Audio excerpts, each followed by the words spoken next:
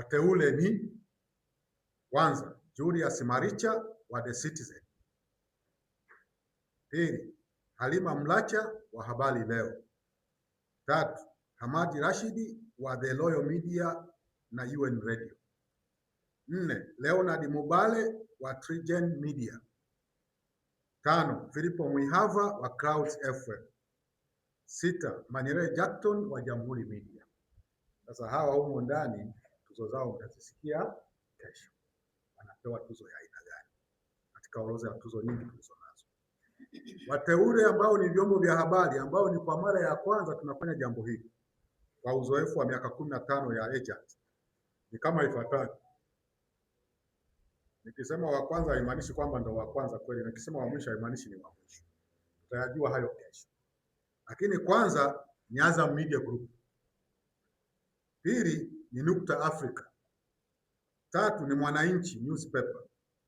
4 The Guardian newspaper. 5 ni Tanzania Standard Newspapers TSN. Na 6 ni Jamhuri newspapers.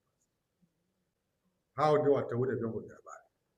Sasa mtakumbuka kwamba tarehe 19 Mei tulitangaza bachi ya kwanza ya nominees. Sasa kwa faida yenu narudia tu kwa haraka haraka. Walikuwa 18.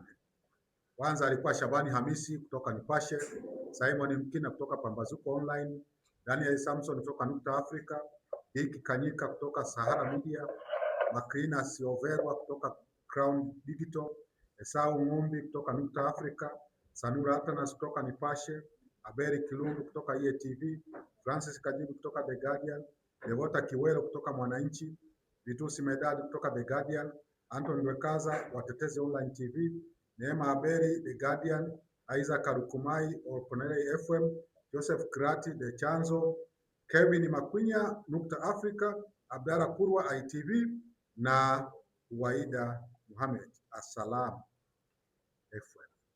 Hiyo tu ni kwa flashback. Kwa hiyo hivi ndio vigezo 10 vilivyotumika na majaji kureti hizo kazi mbalimbali. Sasa kwa ujumla wake 1, 2, 3 mpaka 10, jumla yake ni maxi 100.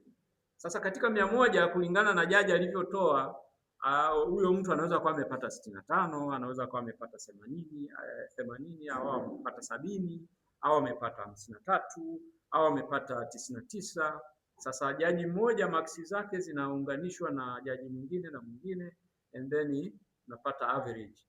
Ile average ndio inatoa sasa nani ana average ya juu, nani anafuata, na hiyo summation hiyo yote inafanywa na mfumo, kwa sababu jaji anaishia kuingiza hizo taarifa, anaingiza comment na nini, anaziacha humo, na kila mmoja anaingiza na anaziacha humo. Mfumo ukiwa commanded, the highest score inakuja, au wa kwanza mpaka wa mwisho zinakuja, watatu wa juu zinakuja. Kwa hiyo ndivyo ilivyo. Na waandishi habari ni muhimu sana sasa katika sisi kufanya hizi kazi zetu.